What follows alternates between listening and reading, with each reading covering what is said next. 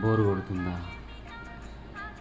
Bore కొట్టినప్పుడు ఫ్రెష్గా ఉంటుంది, స్నానం చేయాలి.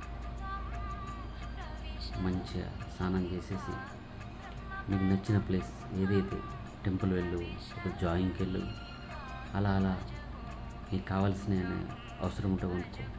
బట్టల షాపింగ్ కానీ, లేకపోతే బండి తీసుకొని అట్లా వెళ్ళు. నీకు ఎక్కడ నచ్చితే అట్లా వెళ్ళి ఒక రౌండ్ వేసిరా.